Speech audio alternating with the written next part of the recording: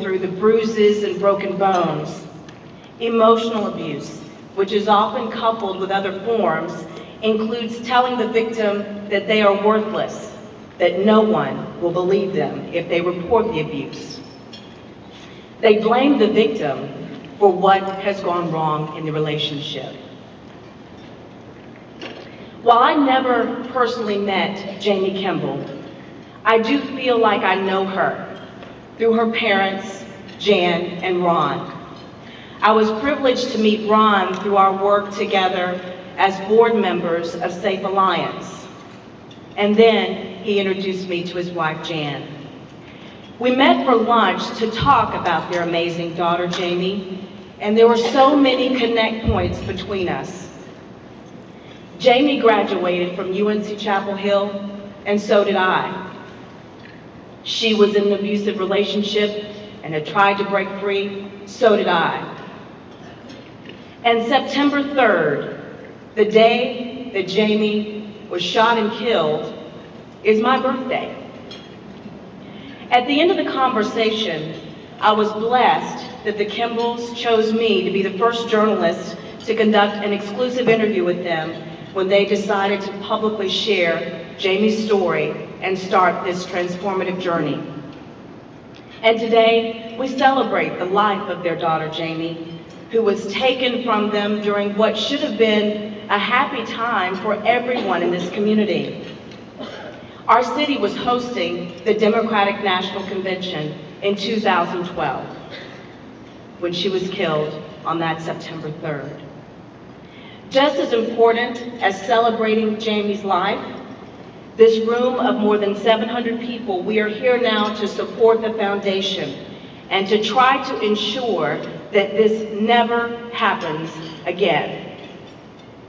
While other organizations provide crisis services after the fact, once the violence has happened, the Jamie Kimble Foundation for Courage is taking a very different, innovative approach.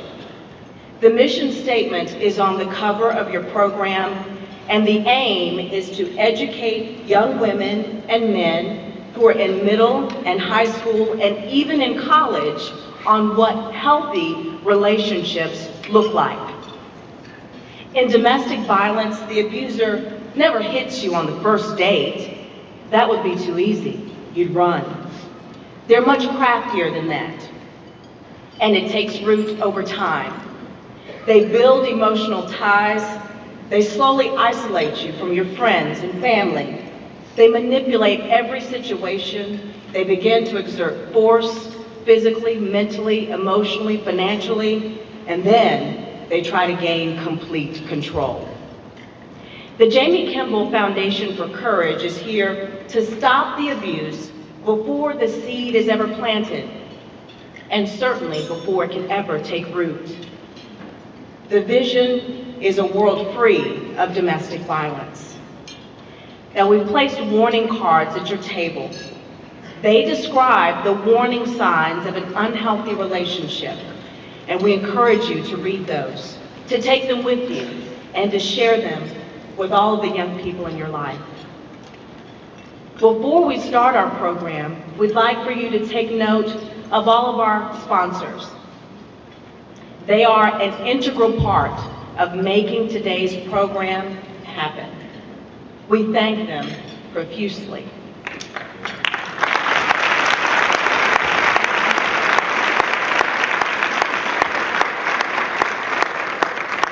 Now, please welcome to the podium Mr. Norm George of BYB Brands.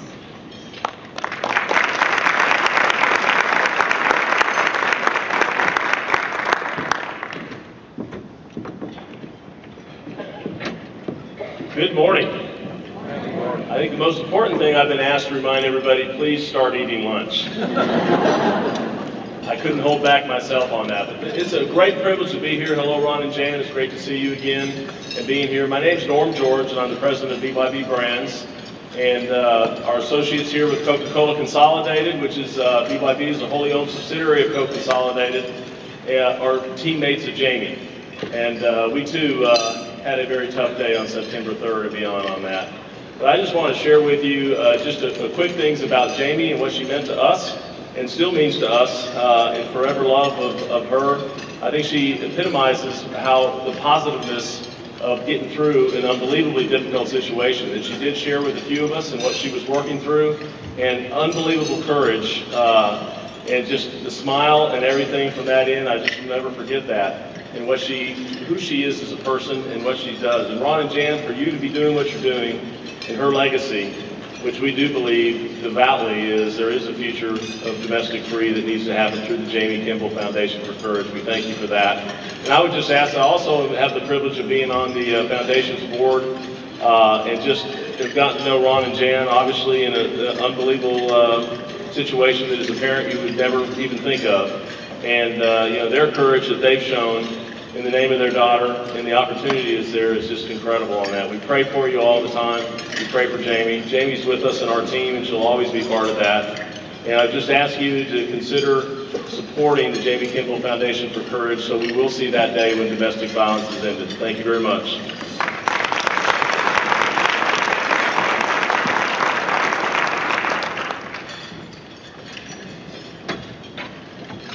Good morning.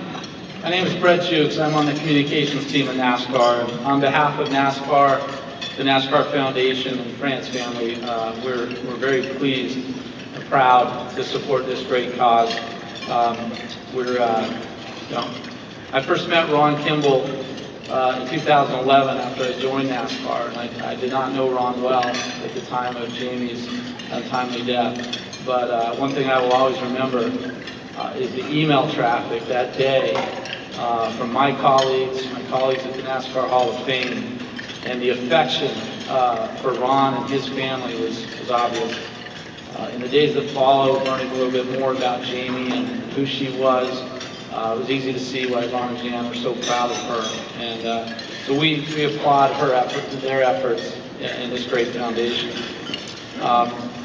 It's my pleasure to introduce today's keynote speaker. She's a colleague of mine in the communications field and a noted expert in that field. However, I always like to think that her most important work is what she's done as the co-founder of No More, which is a national initiative to normalize the conversation and build awareness around domestic violence and sexual assault. I know her to be a very passionate crusader for this cause. She's spearheaded award-winning campaigns and done just great, incredible work. She's currently a consultant to several organizations, including the National Football League and NASCAR. I've known Jane for a little over 3 years, and I can tell you that the insight and counsel that she's given me personally and to our organization over the last year has been very important as we work to improve our own efforts to stop domestic violence and sexual assault. So it's my pleasure now to bring to the stage Jane Randall.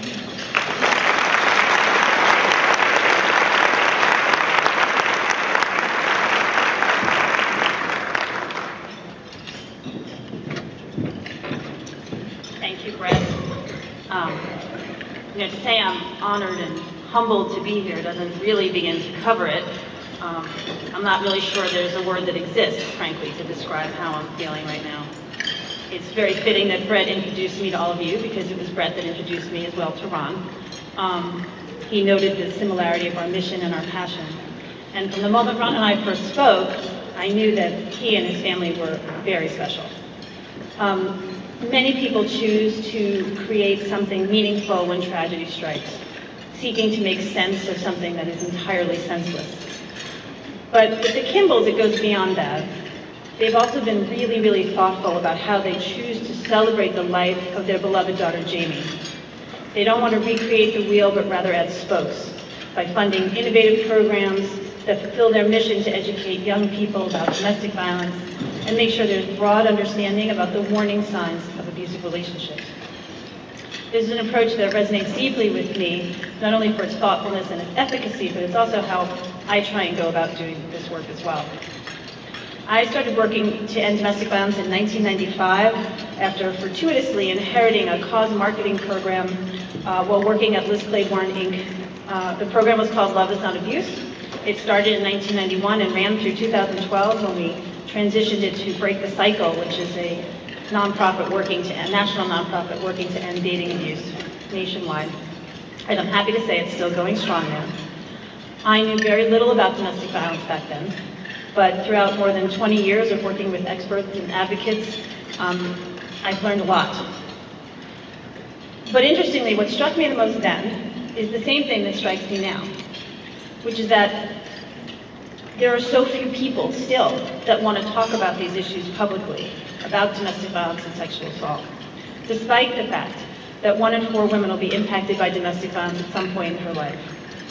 And the statistic that Erica shared, that 1 in 4 girls and 1 in 6 boys will be sexually assaulted before the age of 18. You know, interestingly and terrifyingly, 80% of sexual assault victims know the person that commits the abuse. So while we all try and protect ourselves from the stranger that jumps out from behind the bushes, it's the people we know that commit these abuses. It's hard to begin to wrap your mind around these kinds of numbers, and those are just 2 or 3. I could spend the rest of my time here, the rest of the day, probably the rest of the week, sharing statistics with you in all different shapes and sizes about these issues, each one more hideous than the next. But these aren't just numbers. These are people in our lives. They're our sisters, our mothers, our sons, our brothers, our friends, and they're our daughters.